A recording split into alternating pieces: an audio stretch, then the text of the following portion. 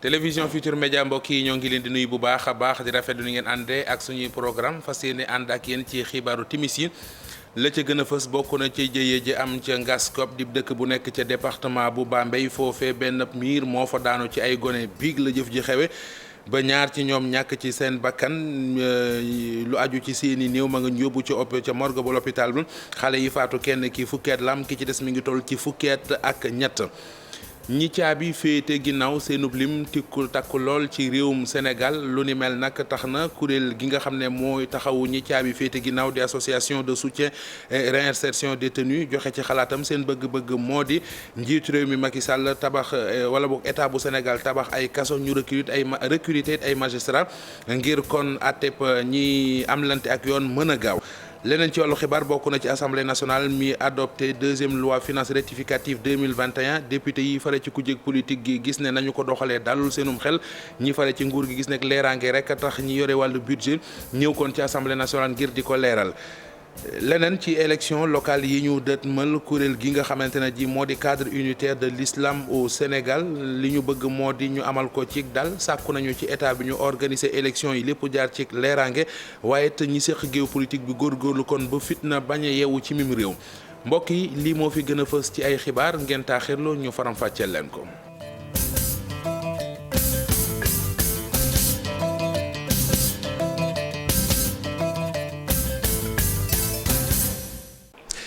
dellu leen nuyu dellu rafetlu ànd beeg télévision Futur Média xibaar yi dañu koy dooree xibaar bii ñu dàpp mu di benn doomu Sénégal bu yuyoo ci turu Assane Ndiaye ca Suède la fekk baax nee nañu dafa jam paaka ñaari doomam kenn ki juróom-ñaari at la am ki ci des mi ngi am ñetti at ba noppi nag daal di leen di sànni ci 5e étage fa mu immeuble ba mu dëkkoon ki nga xamante ne ji moo ci gën a nekk xale fii saa si la faatu ki ci xaw a mag kon ma nga réanimation ca hôpital Stockholm nekk ca capitale Suède di xibaar boobu ñu ngi ko nangoo ci ki jiite association gi ëmb doomi Sénégal ya nekk ca Suède xibaar la boobu des na ci dellu siwaat ak yéen ci leeral yu gën a yaatu. Ngaskop nekk fii ci Sénégal ca diwaanu Njaareem foofee jëyaa fa am biik mu di benn miir bu daanu ci kawi xale ñaar ci ñoom ñàkk ci seen bakkan ñaari xale yi faatu kenn ki fukki at la am ka ci des fukki at ak ñett dañu ci ànd ak Babacar Diouf ci ay leeral. di ko ci hôpital régional bi mu nekk maamu xale yi fi mu nekk nii mu ngi lijjanti kayit yi nga xam ne moo koy may mu jot ci néewu ñaari xale yi nga xamante ni ñoo ñàkk seen bakkan ci mbir mi keneen ki nga xam ne nag am na ci ay gaañu fi mu nekk nii médecin yi ñu ngi ko wër di ko faj ci boobule jamono sax téléphone maam ji moom mu ngi sonn rek ñii ñu ngi laaj li xew ñeneen ñi di naqarlu li fi jot a am.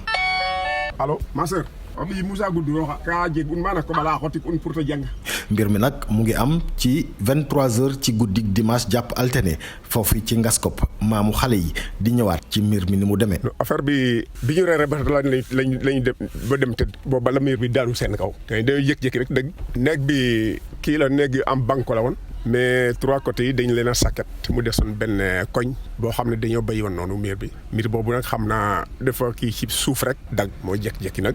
a jëkku seen kaw. xibaar yi ñu mujj a jot ci mbir mi nag wane na ne ñaari xale yu góor yi dinañ leen denc ci ségi kër gu mag saa yu ñu jotee ci seeni néew. CRBC di entreprise chinois bi nga xam ne mooy gestion ak entretien bu autoroute Mbour aéroport Blaise Diagne démb ay Samba Boy ñoo fa jox ak seen i ngànnaay songu barab boobee jël fa xaalis bu bari gendarmerie bu Popenguine nag ubbi ci enquête yamuñu ca ne tey ji kon xëy nañu wàcc ca barab ba ak diwaan yi wër loole ngir di sa dal nañu ko lijjante ca diwaanu Xonkuma nekk kon ca commune bu Sindia am na ay nit yoo xamante ne ji ca dëkk ba lañ leen fekk jël nañ leen yóbbu lépp rek jëm kon ci seenub enquête. waxtaan leneen mu di ñi caabi féete ginnaaw ci réew mi seen lim jéggi dayo kuréel gi jaboote ñi nga xam ne ñooy taxawu ñu nekk ci kaso yi ak buñ génnee nees si def ba ñu mën a bokkaat kon ci askan wi ak seenu dund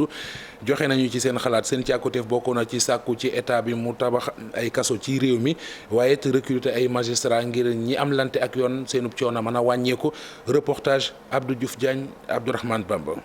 ci kaso yi fees nekkatul lu ñu laam-laamee fii ci Sénégal même bu fekkee ne sax administration pénitentiaire daal dinay génne ab bataaxal ngir di ñaawlu nag natt gi nga xam ne observateur di ab journal moom la joxe ki jiite kuréel gi jàppale ñi nga xam ne caabi daf leen a féete ginnaaw jàpp ne nag xeexu chiffre yooyu warul tax ñu daal di fàtte jafe-jafe yi nga xam ne ñi caabi féete ginnaaw moom la ñuy daj ci biir kaso yi. kenn mënul wax ne kaso yi amul ay doomu aadama évidemment kaso yi am na doomu aadama parce que fanweeri kaso ak juróom-ñaar yi fanweer ak ñett yi lim bi ñu waroon jël romb nañu ko bu baax a baax a baax. léegi nag lan moo ciy saafara tabax ay kaso yu yees te it recruter ay magistrats lii nag di ay xalaat yoo xam ne waa ASRED moom la ñu joxe. saafara bi mooy ñu recruter maximum de magistrats parce que tant que justice ñoom ñooy tëj ñooy place sous mandat de dépôt procureur mooy contrôle de détention donc préalable bi mooy justice la ñu war a càmbar ba pare sax balaa ñuy wax ci kaso yi parce que ñi ne kaso waa justice la ñuy déglu te ñooñu seeni jumtukaay yi tax ñu liggéey wala lim bi nga xam ne noonu la ñu war a toll bu loolu sooxee rek loolu dafay feeñ forcément si ñi nekk prison wax naa leen jafe-jafe yi ñu am ci wàllu magistrature lim bi doyul greffier yi doyul boo demee à l'intérieur du pays am na magistrat yoo xam ne ni dañuy nekk juge nekk chef à la fois te mi ngi jox ndigal ay kuréel yu mag ci àdduna ñu ñëw ci dëkkam di fi tabax ay kaso te loolu. bu weesoo loolu nag jëwriñ ji nga xam ne moom la ñu dénk wàllu justice joxe woon na ay matuwaay yu ñu mën a jaar ngir nag mën a wàññi nit ñi yóbbu kaso tañ téye leen téyeeb négandiku waaye nag ba néga ni mesure yooyu lee nga xam ne nag indi woon na aw waxtaan ci conférence des parquets ba léegi nag saafara amagu si. xëy nañu tey jii ci Dakar juróom-benn fukk ak juróom-ñeenteelu session ordinaire bu commission africaine des droits de l'homme et des peuples ndaje dogal yi ñu ci jël bokk na ci ki nga xam ne moo di Idrissa Sow membre la léegi ci kuréel googe ba léegi magistrat la woon ci cour suprême ci gis-gisam googile kuréel la goo xamante ne ji dafa war a gën a taxaw ci lu jëmmal ak dooleel charte africaine des droits de l'homme et des peuples waaye it fexe ba état yi nga xam ne ñoo ci bokk ñu daal leen di jox cër ba war ndaje mag la ci tukkee dañ ci ànd ak Mouhamadou Lamine Fall caméra Amadou Ba. 69e session ordinaire bu commission africaine des droits de l'homme et des peuples daal dinañu ko ubbi tey ji ci Ndakaaru bokk na ci luñ fa waxtaanee di tabbook Idrissa Sow magistrat nekkoon ci cour suprême nekk membre bu yees ci bile commission. tey li ñu doon def prestation de serment la ndax dañu ma tabb ci commission bu ñuy wax commission africaine des droits de l'homme et des peuples commission africaine des droits de l'homme et des peuples nag bànqaas la boo xamante ne ci union africaine la wekku waaw lu ñuy xaar ci moom liggéeyam bu ko réew yi dénk mooy muy surveiller exécution wu charte africaine des droits de l'homme et des peuples charte boobu bu ngeen ko déggee téere la boo xamante ne réewu Afrique kuréelu réewu Afrique yëpp ñoom ñoo ko tëral tënk ci ay àq ak ay yelleef yoo xamante ne moom la ñu jagleel doomu aadama yi ci biir Afrique. fexe def kem kattan ba ñu càmmonteeg àq ak yelleefu doomu aadama mooy wareefu commission bi yees bii. ñun suñu liggéey mooy ñuy saytu réew yi pour xool est-ce que effectivement ñoo ngi wàccoo ak li leen charte bi teg ci wàll boobu noonu ma wax voilà donc pour nag surveiller xool est-ce que état yi ñi ngi wàccoonteeg seen i wareef ci par rapport à cette charte là dañuy def li ñuy wax ay examen périodique yoo xamante ne dañuy évaluer natt réew mu ne xool yan jéego la def ak lan moo des ci li mu war a def ci li ñuy xaar ci moom par rapport ak exécution wu droit ak liberté yi charte bi jox ak yelleef yu charte boobu jox citoyen africain yi. loolu mel doon lu jafe ci tundu Afrique ndax li ñu nemmeeku ci ay coup d'état jamono yi mu bëre lool. alors que coup d'état ñëpp xam nañ ne dañ koy charte bi ñu wax daf koy tere yooyu nag bu amee commission bi am na taxawaay bu mu ci am pour jéem a vraiment fexe ba ci réew yooyu ñu ñëwaat ci li ñu wax à la légalité à la normalité constitutionnelle. lu mooy Idrissa Sow commission africaine des droits de l'homme et des peuples am itam ñetti ay ñooñ yu bees kenn ki di wuyoo ci turu Salomon Ayele Derso di doomu Éthiopie keneen ki di wuyoo ci turu Jerecha Topsi-Sono di doomu Île Maurice ak keneen ki di wuyoo ci turu Janet Salah Ndji di doomu Gambie. pencum ndaw réew mi di assemblée nationale jëmmal na maanaam adopté na deuxième loi finance rectificative 2021 ginnaaw ba ñu génnee ca ndaje ma député yi fare ci kujje politique gi wax ja ñu fa wax ak doxalin wa yeeyu leen ci seen gis-gis dañuy lëndëmal askan wi rek gis-gis ba wuuteeg lool bu ñi fare ci majorité bi ndax ñoom jàpp nañu ne bëgg lu leer ak lu wér moo tax ñi gàlloo koppari réew mi taxaw ci pencum ndawi réew mi di leeral fi ñu bëgg a dugal yooyu les koppar dañu ci ànd ak Alassane Ba ci ay leeral. dafa jàpp ne liñ fiy def amul benn sens ab taf yëngal kese la. bari na loo xamante ne jël nañu ko am fu ñu ko jëmee te boo xoolee dafa mel ni danañ ko fa yóbbu waaye dafa mel ni taxul mu am solo lool ndax boo xoolee 150 milliards la ñu dugaloon ci budget bi pour jàppale maanaam Senelec ci wàllu facture yi subvention ba nga xamante ne askan bi facture yi du mën a seer ci ñoom waaye gis nañu ne tey la facture yi gën a seer tey ji boo ko xoolee ci LFR bi dugal nañ ci 35 milliards yoo xam dañ ko ci def pour que prix yi mën a yomb waaye boo xoolee tey du jariñ dara. suñu leen bàyyee sax di ngeen dem ba LFR 3 LFR 4 loolu d'abord ça pose le problème de la sincérité du budget des chiffres de vos prévisions et évidemment c'est contre la loi moo tax man affaire LFR du ma ko wote tey du ma ko wote ëllëg mënuma cee ànd. waaye nag majorité bi jàpp nañ ne woote loi de finances rectificative numéro 2 pour atub 2021 bi lu am solo la bu weesoo dépenses additionnelles yi mu nar a couvrir LFR bi dafay wone gouvernement bi seen bëgg-bëgg di leeral bépp dépense bi nga xamante ni danañ ko amal. lii leeral moo tax président de la République yónni ministre des finances ñëw assemblée ne bu ñu amatee beneen dërëm bala ñu koy dugal ci décret d'avance dañu ñëwaat assemblée am autorisation député pour ñu mën ko dépenser ne leen lii am nañ ko lii fii lañ ko bëgg a dugal député jox leen autorisation pour ñu def ko loolu ñun ñëpp dañ ko war a saluer te maa ngi rafet lu baax taxawaay parlementaire mais surtout et c'est certains membres de l'opposition boo xam ne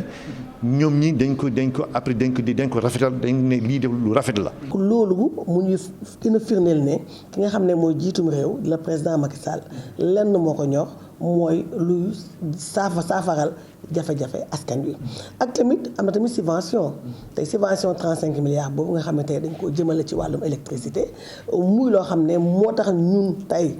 amaana ak crise bi toll choc bi am jëmale ko ci crise sanitaire bi bu amutoon subvention boobu noonu amaana war nañoo mën a fay ku doon fay électricité 100 000 war na mën a xëy di fay électricité ay 300 000 donc kon subvention boobu noonu am na solo. lu ëpp téeméer ak juróom-ñeent fukk ak juróom-benn milliards ci suñu koppar daañ ko inscrit ci loi de finance bi montant bi daañ ko dugal ci wàllum wér-gu-yaram ci wàllum protection sociale waaye itam yokk ko ci lépp lu ñu doon def ngir fexe ba relancer waat suñu koom-koom.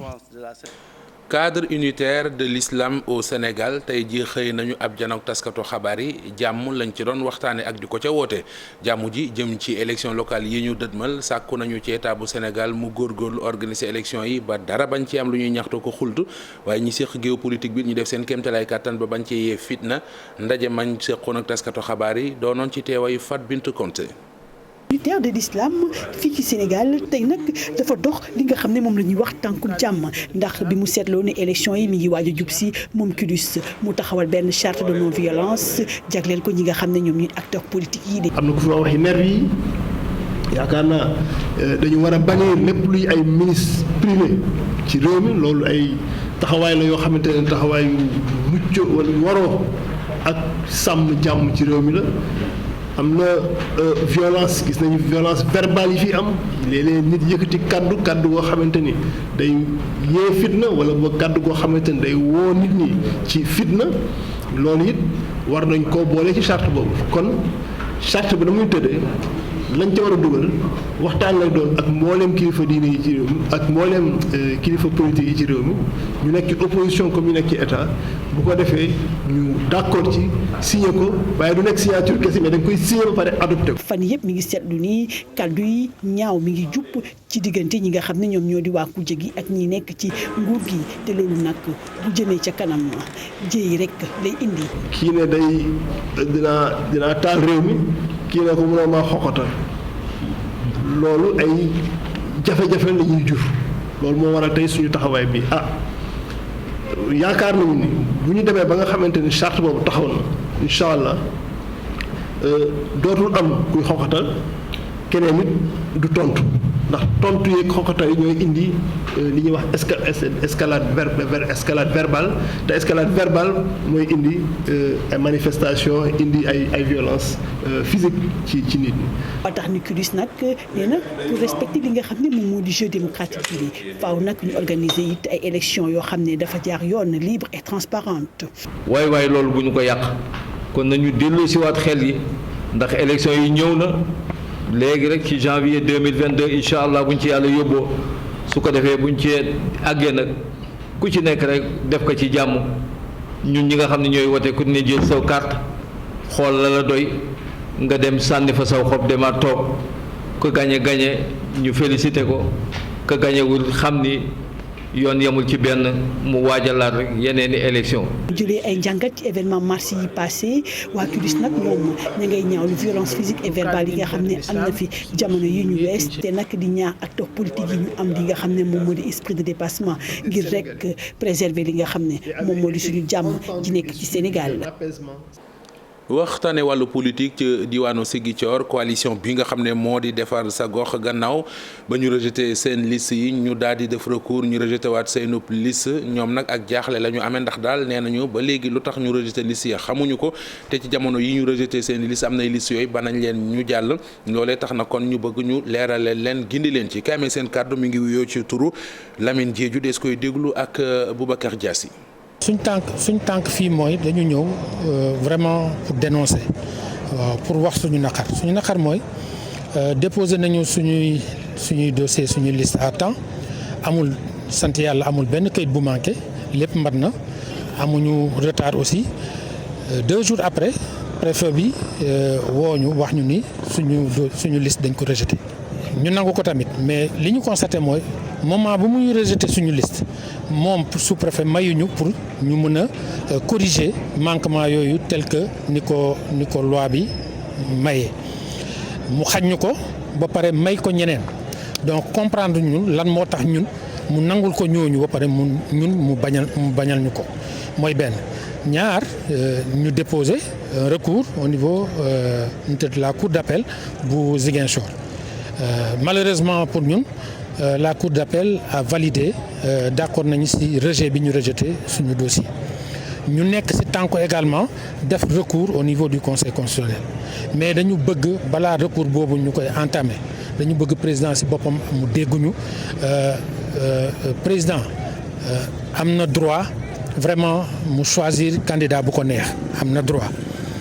mais président war nañu nangul ñun tamit ñi nekk ci terrain bi war nañu nangul ñun suñu droit ñu exprimer wu à travers une coalition. kuréel gii di association Never Forget Where You Come From mi ngi taxaw ci jàpp ci li nga xamante ne ji moo di lu xeex woppi Covid 19 ji tey ji am na jumtuwaay yu am solo yoo xam ne jébbal nañu ko jëwriñ gi ñu dénk wàllu wér-gu-yaram ñu xayma ko sax ci téeméer ak juróom-ñett fukk ak juróom-ñetti milliards. sàkku nañu ci askanu Sénégal ñu bàyyi xel bu baax a baax li kër docteur di digle ngir moytul lawal woppi Covid 19 ji Cheikh Diop.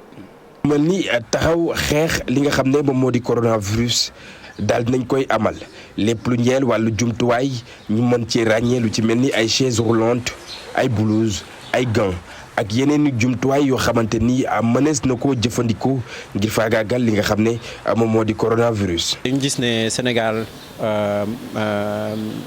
hôpitaux yi dañ soxla dimbal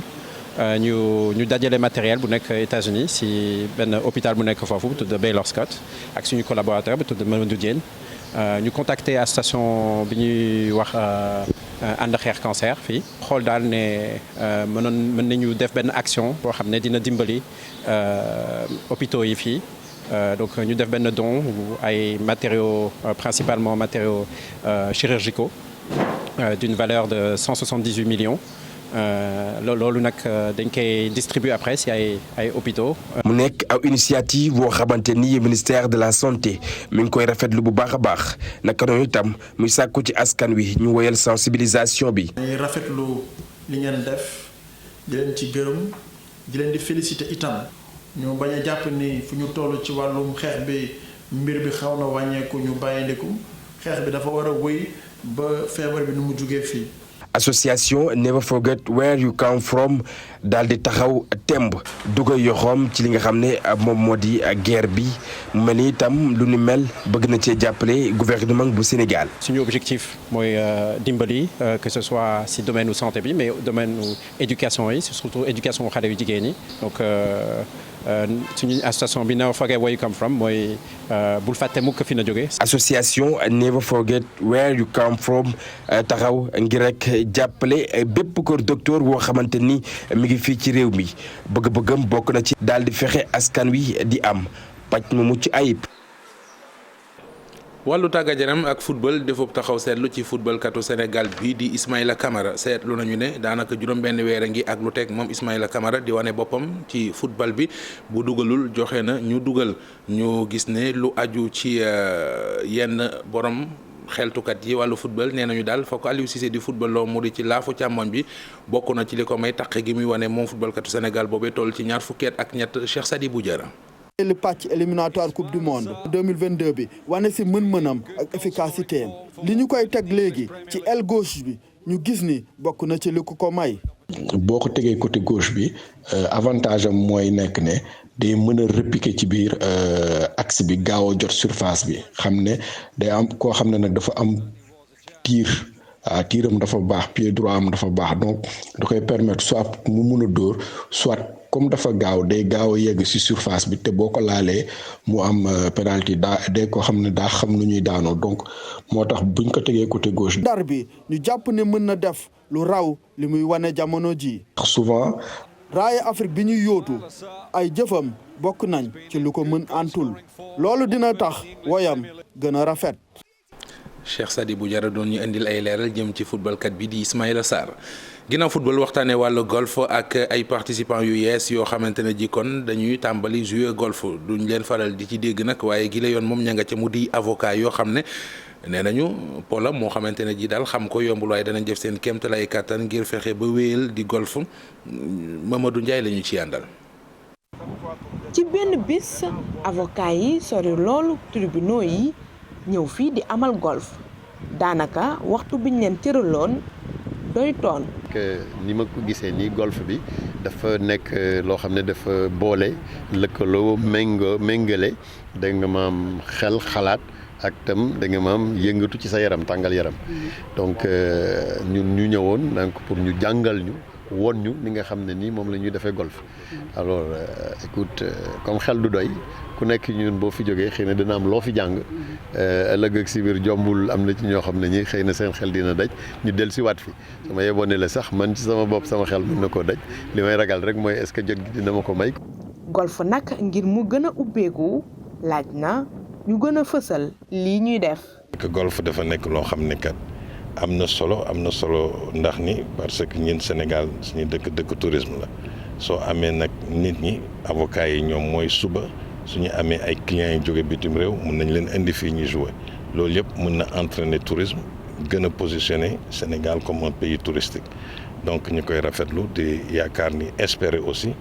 ñi ñëwoon tey di jàng golf suñu noon ñaar fukk au moins fukk bi tourné nekk ay joueurs de golf. compétition bi ñu duppee Ryder Cup Sénégal Gambie dinañ ko amal ñaareelu édition bi li ko dalee ñaar fukki fan ak juróom benn jàpp ñaar fukki fan ak juróom ñaar